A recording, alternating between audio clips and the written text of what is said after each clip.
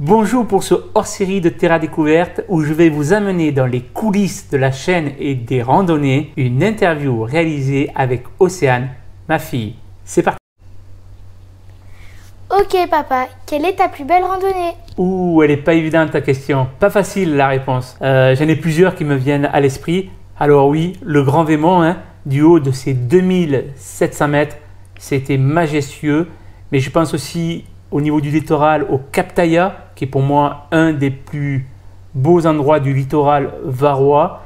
Je pense aussi aux Calanques, les majestueuses Calanques. Le Mont Ventoux, j'ai adoré avec l'ascension sous la neige, ce qui a donné un charme indéfinissable à la randonnée. Et je pense aussi au Cirque de Navacelle, ce qu'a créé la nature au fil des millénaires. C'est tout simplement magnifique. As-tu des anecdotes suite à tes nombreuses randonnées? J'en ai une qui me vient à l'esprit. C'était lors du dernier jour au Vercors pour une randonnée au niveau des passerelles himalayennes. Un magnifique endroit. Alors, je mets le GPS parce que l'objectif était d'arriver au niveau de la première passerelle himalayenne et de commencer la randonnée à pied pour arriver à la seconde et finir une boucle et revenir sur la première. Donc, je mets le GPS, sauf que maintenant je peux vous le dire parce que j'ai le recul, mais je n'ai pas vu, lorsqu'on a quitté la route goudronnée pour aller sur un chemin, eh bien, qu'il y avait un panneau où il y avait marqué accessible qu'aux véhicules agricoles. Alors, je m'embarque sur ce chemin et déjà dans les premiers mètres, je sens que ça va être compliqué. En plus, il avait plu auparavant, donc le terrain était boueux, glissant, et donc bêtement, je continue, au lieu de revenir et de dire bon, j'arrête. Non, je continue et je suis le GPS. Donc je vois que le parcours est difficile. Et puis au bout d'un moment, j'arrive même à une grande descente, une grande montée, mais qui était encore plus facile pour aller vers les passerelles qu'au retour. Donc je descends, je monte, je me dis oulala, au retour, je ne pourrais jamais faire ça dans l'autre sens. Bref, j'arrive au niveau à quelques mètres de la première passerelle. Je pose le véhicule, on fait la randonnée, on retourne au niveau du parking dans la nature. Et là, déjà, au retour, j'étais soucieux. Je me dis, je sens qu'on va appeler les dépanneurs. Premier tournant, déjà, impossible, coincé. La roue est pataugée et obligé de mettre des cailloux, de pousser, calvaire. Et je dis, on fait que commencer. Bref, tant bien que mal, je m'en sors. Et puis on arrive à cette fameuse descente et montée que je vous dis, qui était plus facile à l'aller qu'au retour. Alors, dans ma tête, je me dis, je vais la prendre à fond pour prendre la côte ensuite. Sauf que je ne pouvais pas. Parce qu'aux 2/3 de la descente, il y avait de gros nids de poules. Et si je le fais, je nitratais ma scénique. Donc, je descends au niveau des nids de poules. Je les passe. Et là, le tiers qui me reste, je mets feu la patate. Et je monte et j'arrive tant bien que mal à 1 ou 2 mètres en haut de la route. Sauf que les derniers mètres, franchement les 2 derniers mètres, j'étais en première, pied au plancher et j'avançais centimètre par centimètre. Je peux vous dire que quand j'étais là-haut, quel soulagement. Je me dis c'est pas possible, c'était la fin de journée, je ne me voyais pas appeler un dépanneur. Et là, je ne sais pas ce qui s'est passé. J'ai eu des instincts de pilote qui sont venus en moi parce que la voiture, elle patinait, elle allait de gauche à droite et je suis quand même arrivé à monter centimètre par centimètre en haut de cette côte. Et je peux vous dire que là, naturellement, j'ai félicité ma voiture. Ça s'est fait instantanément. J'ai dit merci ma titounette, t'es parfaite. Tu en as une autre à nous raconter? Oui, j'en ai. Je vais vous parler justement du drone parce qu'il a eu de sacrées aventures ce drone. Alors, justement, quand on était au Cap Sissier pour l'épisode du photo électrique, on a pique-niqué en bas de la longue rampe avec de nombreux escaliers. Le coin est vraiment magnifique. Et après manger, j'ai dit, justement, on va faire des images de ces escaliers avec le drone. Donc, les images que vous voyez sur votre écran. Donc, les images, elles sont magnifiques. J'envoie le drone vers les hauteurs. Et puis, j'ai dit, je vais en profiter pour prendre d'autres images de la face avant du photo électrique. Sauf que, en bas des escaliers, il y avait l'immense masse rocheuse qui allait couper la liaison avec le drone. Donc, en effet, le drone était de l'autre côté. Moi, j'étais avec mon joystick et ma manette et mon écran et je perds le signal. je peux vous dire que j'ai monté les escaliers à une vitesse grand V et en haut des escaliers, essoufflé, parce qu'il y en avait des escaliers, eh bien je vois la dernière image, une image à l'envers. J'ai dit non, c'est pas possible. Le drone s'est scratché et il est retombé à l'envers. Alors, je regarde, j'imagine l'endroit, en effet, c'était au niveau de la face avant du photoélectrique. C'était un endroit très dangereux pour y accéder. Donc j'ai dit, tant pis, j'y vais pas, je vais pas risquer ma vie pour un drone. Et puis au loin, je vois un couple en train de courir et qui se rapproche vers moi et en contrebas. Et puis en fait, à contrebas, c'est ce fameux chemin qui est dangereux. Et là, je les interpelle et je leur dis, vous allez où? Vous allez au niveau du photoélectrique, vous allez faire la rampe en bas? Alors déjà, ils ne savaient même pas où ils allaient. Il me dit, non, non, non, on continue comme ça, on regarde. Je dis, attention, là, c'est dangereux. Enfin, moi, je m'y aventurerai pas. Il me dit, oui, non, mais... Donc eux, ils veulent y aller. Alors du coup, comme ils y vont, je leur dis, mais écoutez, si vous voyez un drone, c'est mon drone. Il me dit, ok, ok. 10 minutes après, je les vois revenir. Et ils me font un signe de loin, j'ai le drone. Alors là, j'ai une chance énorme parce que nous, on est resté toute la journée là-bas. Je suis resté longtemps au niveau du Cap Sissier et du photoélectrique. Et on a croisé 3 personnes, ce couple et une personne un peu plus tôt le matin.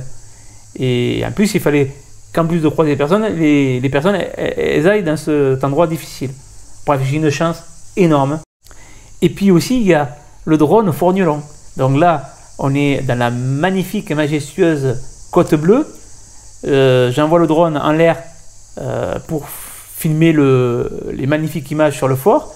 Il y avait du vent, mais sans plus. Et puis quand je l'envoie très loin, d'un coup, mais alors c'est arrivé d'un coup, intempestivement, des rafales de vent incroyables. Incroyables. Donc là, j'ai dit, oula, j'essaie de le ramener, de sécuriser mon drone. Simplement, au lieu de le ramener, il s'éloignait, puisque le vent était contre lui.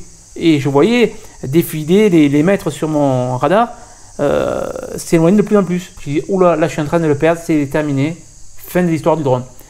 Et donc, j'ai dit, bon, je vais tout tenter quand même. Alors, je le descends en altitude, mais je ne pouvais pas trop le descendre, sinon il prenait le fort. Et donc, j'arrive à le faire descendre à ras du fort. Et tant bien que mal, je vais vous dire, c'était du sport. C'était vraiment du sport, c'était technique.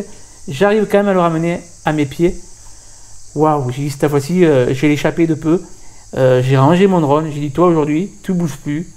Et voilà, j'ai failli encore une fois perdre mon drone. Sacré drone. Comment fais-tu pour trouver des lieux de randonnée? Alors, c'est assez facile. Déjà, ça fait 20 ans que j'arpente un petit peu la Provence-Alpes-Côte d'Azur, donc je connais beaucoup d'endroits. D'ailleurs, il y a des endroits qui ne sont pas mis en épisode sur la chaîne YouTube Terra Découverte, que je connais, mais des endroits auxquels je retournerai pour créer des épisodes. Ensuite, quand on est passionné, eh bien, on se construit autour de soi un réseau avec des gens et d'autres passionnés. Et donc, du coup, il y a des échanges. Il y a beaucoup d'échanges. J'écoute, je suis à l'écoute et puis je note. Et une fois que j'ai noté, eh bien, j'investigue, j'approfondis les lieux. Et si ça me plaît, eh bien, je le planifie pour tourner un épisode de Terra Découverte. Donc voilà, c'est aussi simple que cela. D'où vient l'idée de filmer tes vidéos et de les poster sur les réseaux sociaux?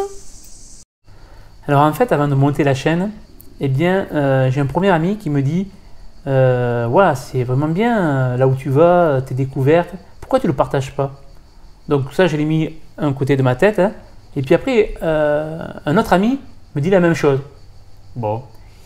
Et puis, lorsque j'ai préparé mes vacances dans le Vercors, je suis tombé sur une chaîne YouTube avec un endroit magnifique qui était justement le Grand Vémont. Et je me suis dit, là, je vais y aller.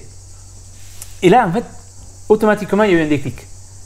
Là, j'ai dit, oula, tu te rends compte, ce gars qui poste ça sur YouTube, il m'a influencé sur ce lieu. Et du jour au lendemain, j'ai décidé d'aller faire le Grand Vémont. Et j'ai dit, en effet, c'est ça la richesse des réseaux sociaux. C'est ça l'échange, la pertinence, le partage. Et du coup, j'ai dit, c'est ça en effet qu'il faut que je fasse. Ce que me disent mes amis, ils ont raison. Pourquoi pas faire profiter d'autres personnes de mes découvertes, de mes endroits, de faire de l'évasion. Et donc, après, une fois que ça a mûri, je me suis lancé sur les premiers épisodes de la chaîne YouTube Terra Découverte. Donc voilà, en gros, comment ça s'est passé. Et voilà, je trouve que c'est comme ça qu'on utilise intelligemment et avec pertinence les réseaux sociaux, malheureusement une minorité les utilise pour décrire leur haine ou relayer ce qu'on voit dans les actualités. Donc voilà, je trouve que ça c'est une forme intelligente et pertinente d'utiliser les réseaux sociaux. Ok papa, as-tu croisé les abonnés? Oui, alors il y en a une qui est vraiment marrante. C'était il y a quelques temps. On était dans un contexte Covid, mais avec beaucoup de restrictions. Je faisais mes courses à l'Escure. C'est une boucherie à l'est de Toulon. Et donc, j'étais en train de faire la queue. Et puis là, une personne m'interpelle et me dit c'est chouette ce que vous faites. Et là, vous savez, dans un contexte où vous êtes dans une boucherie, prêt à payer votre viande, ça fait pas tilt. Je dis oula, qu'est-ce qu'il veut? Et puis il rajoute oui, je vous suis depuis un petit moment. Et là, ça y est, ça fait tilt. J'ai dit il parle de ma chaîne. Donc là, on a un petit peu échangé, mais rapidement, parce qu'en fait, vous y attendez pas. Et en tout cas, ça fait plaisir. Bon, c'est du pur hasard, mais ça fait plaisir. Ensuite, il y a une personne que je n'ai pas rencontrée directement, mais c'est mon cousin qui habite au centre-ville à Toulon. Et son voisin lui parlait de randonnée. Et le cousin lui dit ah, mais justement, j'ai mon cousin, il a une chaîne YouTube, ça peut être intéressant, il peut y avoir des choses intéressantes pour toi. Et il dit c'est Terra Découverte. Et là, il lui dit mais oui, mais je connais, je suis abonné déjà à Terra Découverte. Alors, il a rigolé. Et encore mieux, ma mère, qui est en Occitanie, à Vias, pareil, elle en discutait avec une villageoise. Et il y a mon fils qui a une chaîne YouTube, Terra Découverte, etc. Et la femme lui dit mais je suis abonné, je connais. Et ma mère, elle était estomaquée, comme on dit chez nous. Donc voilà, oui, il commence à y avoir un peu de lisibilité, mais bon, c'est du pur hasard quand même. Voilà. Mais c'est marrant, ces retours et ces anecdotes. Ah oui, j'allais oublier, lors d'une randonnée au Karami, pareil, une dame m'interpelle, elle me dit « Coucou Thierry !» Et bon, un peu surpris sur le coup, et après j'ai vite remis le visage. En fait, c'était une abonnée aussi de la chaîne, et en plus elle est vraiment passionnée de photos, et donc voilà, donc on a échangé un petit peu. Donc voilà, c'est toujours agréable en tout cas, de rencontrer des gens qui sont abonnés à votre chaîne, avec qui on peut discuter. Quelle est ta randonnée la plus dure? J'en citerai 3. Il y a le Grand Vémont, pour commencer, parce qu'il y a quand même 1100 mètres de dénivelé sur 6 km. C'est énorme. Et je l'avais mal estimé en fait, cette randonnée. Et j'ai été surpris. Et en plus, j'ai eu un coup de fringale bien avant d'arriver au sommet. Ensuite, il y avait le Faron. Le Faron, je l'ai fait face nord, là où peu de gens le font. On a trouvé une faille avec mon fils et donc on s'est engouffré, on a cheminé et il y avait des aides, des cordes, etc. Sauf que pendant un moment, il manquait des cordes. Et c'est ces passages où il manquait des cordes qui étaient délicats, très techniques, très complexes et très durs. Et je dirais enfin, les gorges de Lioul, qui ne sont pas encore sorties sur la chaîne, mais que vous verrez prochainement. Là, j'étais tout seul, donc quand je suis seul, il y a nos limites. Et c'est très technique, très dur, très long. Et en plus, juste au retour, alors que je voulais éviter de reprendre une portion du chemin que j'avais pris à l'aller, donc je voulais essayer de faire une boucle, je me suis trompé. Et j'ai fait un dénivelé de fou, mais en fin de journée, quand vous avez des kilomètres dans les jambes. Et quand j'ai vu là-haut où j'étais, j'ai dit oh, je me suis trompé, il fallait redescendre. Et là, j'ai terminé, j'étais fatigué. Puis je peux vous dire que quand j'ai vu l'arrivée, j'étais vraiment content et soulagé. D'accord, maintenant, quelle est ta randonnée la plus émotionnelle? Alors, c'est pas une randonnée, c'est plutôt une visite, une découverte. Le palais idéal du facteur cheval à Haute-Rive. En plus, avant d'aller là-bas, je me suis renseigné, j'ai lu des ouvrages, la bibliographie de cet homme.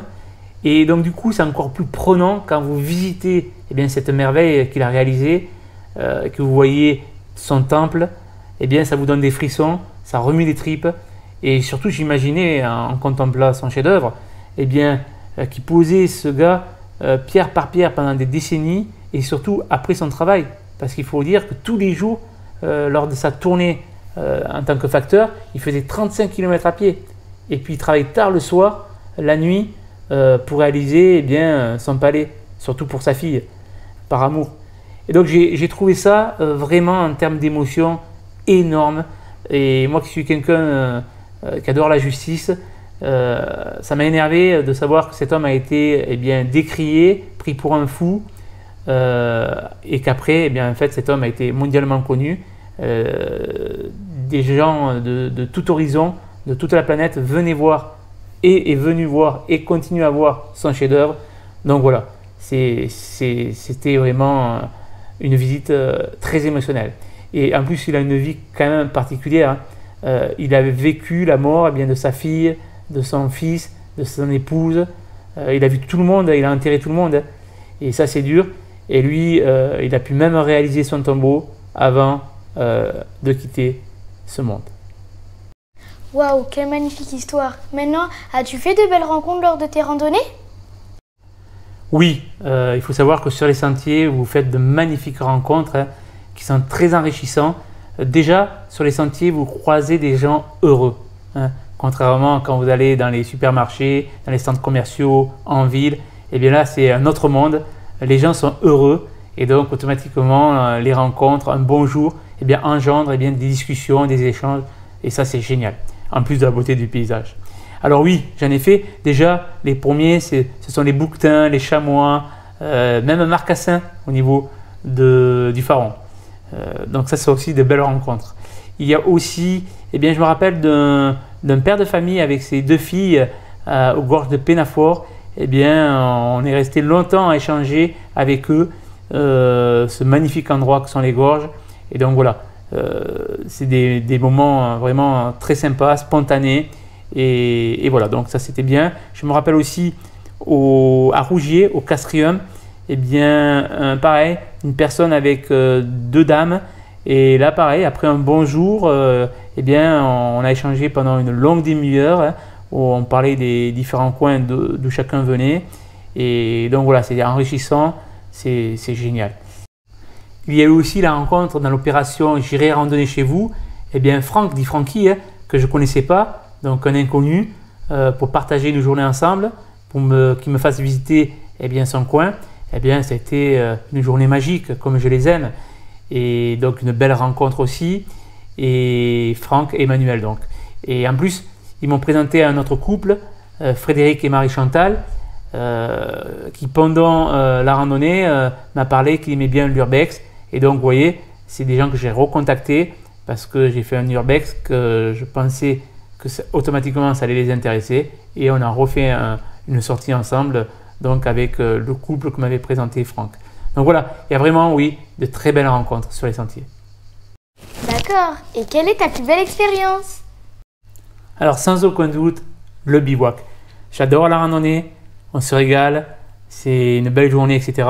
Mais le bivouac, c'est encore une autre dimension. Le bivouac, vous imaginez, le lieu le soir vous appartient. Vous êtes seul avec les animaux dans la nature. Et le matin, quand vous levez, la même chose. Non, c'est vraiment quelque chose d'énorme, le bivouac. Et pour l'instant, c'est là où je suis le moins expérimenté. Mais ce sont des expériences que je vais vouloir renouveler, ça c'est certain. Et parce que celles qu'on a faites au Verdon, et les enfants se sont régalés. Quel enfant n'aime pas monter sa tente, préparer son petit repas avec le réchaud? C'est génial. Voilà. Donc oui, le bivouac, c'est une agréable surprise. C'est une très très belle expérience. Et je le recommande. Et moi, c'est sûr, j'en referai. C'est super. Maintenant, qu'as-tu aimé cette année pour la saison 2? Déjà, la saison 1 était formidable. J'ai adoré. La saison 2, c'est encore une autre dimension avec plein d'événements. Oui. Alors déjà, il y a les randonnées. Que ce soit dans les sentiers au niveau du littoral, des lacs, des rivières, de la montagne. Partout où je me trouve, c'est un plaisir. Et encore plus de le partager avec vous. Donc voilà, déjà, toutes les randonnées qui ont été faites cette année, super. Ensuite, j'ai dû préparer mon voyage pour le Pérou en mai 2022. Donc j'adore préparer, commencer à faire mon tracé, etc. En parallèle, il y a aussi le montage financier où j'ai demandé la participation à ma communauté. Et là, il y a eu un élan de générosité formidable, environ 800 € de récoltés. Donc je remercie tous ceux qui ont participé, c'est génial, vous êtes super. Donc voilà. Ensuite, il y a eu l'arrivée de la chaîne en termes de monétisation. Donc YouTube m'a averti que ça y est, la chaîne est monétisée, elle génère un peu d'argent. C'est pas beaucoup, mais en tout cas, voilà, c'est déjà une grosse étape. Et donc là, automatiquement, j'ai voulu bien rendre l'élan de générosité à travers une association. Et je me suis penché sur l'association Attrape-Rêve, dont la directrice est Madame Salva. Et donc, ils œuvrent pour donner une parenthèse de bonheur à des enfants handicapés ou avec des difficultés, des maladies. Souvent, ils sont dans de longs séjours dans les hôpitaux. Et donc, j'ai trouvé ça génial, à mon tour, de rendre un peu la monnaie de la pièce et de faire un partenariat avec eux jusqu'en mai 2023, où l'argent qui sera récolté et généré par la chaîne ira à l'association. Même en parallèle, attention, je prends l'exemple de ma mère qui fait de la création, elle récolte aussi de l'argent, donc tout ça je le mets de côté et ça ira à l'association. Donc ça c'est quelque chose qui me tient à cœur pour ces 2 ans. Donc voilà, c'est une association qui peut créer des structures pour des aires de jeu pour les enfants, des animations dans les hôpitaux où ils restent longtemps. Ils peuvent aussi faire des sorties de spectacles sportives, rencontrer des célébrités. Voilà, c'est génial ce qu'ils font et vraiment content de travailler avec eux. Ensuite, il y a eu aussi de l'urbex cette année, beaucoup plus que la saison 1. Donc c'est quelque chose de nouveau dans la saison 2, même si encore vous n'en voyez pas le résultat. Mais j'ai beaucoup tourné, j'ai beaucoup d'urbex dans mes tiroirs et il y aura beaucoup plus d'urbex dans la saison 3. Donc ça aussi, c'était un événement que j'ai adoré pour la saison 2. Super pour cette saison 2. Hâte pour la saison 3. Allez, maintenant un petit mot de la fin. Alors oui, pour terminer, je vais vous demander de continuer à faire grandir la chaîne parce que c'est vous les maillons de la chaîne. Chaque individu qui me regarde là, qui partage, qui font connaître un petit peu la chaîne Terra Découverte, fait évoluer, grandir cette chaîne. Donc j'ai encore besoin de vous, même si j'ai un peu plus de lisibilité, puisque dernièrement j'ai eu un entretien avec une journaliste de Var Matin pour faire un reportage sur la chaîne. J'ai aussi les médias de Sortir dans le Sud, qui ont créé un partenariat avec la chaîne. Ils diffusent le lundi et le vendredi un épisode de Terra Découverte. Donc c'est clair, oui, on sent qu'il y a quelque chose qui se passe, mais j'ai encore besoin de vous. Et voilà, et continuons aussi à échanger. N'hésitez pas à me poser des questions, à demander un renseignement sur nos randonnées. C'est ça, les réseaux, comme ils doivent être utilisés avec pertinence, passion et évasion. Voilà, je pense aussi à ces personnes qui soit ont un handicap ou qui ne peuvent plus physiquement faire de randonnée, qui prennent plaisir tous les 15 jours, pendant 10-15 minutes, à s'évader à travers mes vidéos. Donc ça me fait un plaisir fou. Je pense aussi à ces personnes qui me demandent des renseignements complémentaires. Je les donne toujours, soit dans les commentaires, soit en message privé. Voilà, c'est ça. Sur ça que je terminerai. C'est nos échanges entre nous et d'essayer de continuer à vous faire partager de magnifiques endroits sur la chaîne Terra Découverte. Voilà, merci de m'avoir écouté. Vous étiez dans les coulisses un petit peu de la chaîne YouTube Terra Découverte. Moi, je vous dis à très bientôt, cette fois-ci sur les sentiers. Je vous embrasse à tous et à bientôt. Au revoir.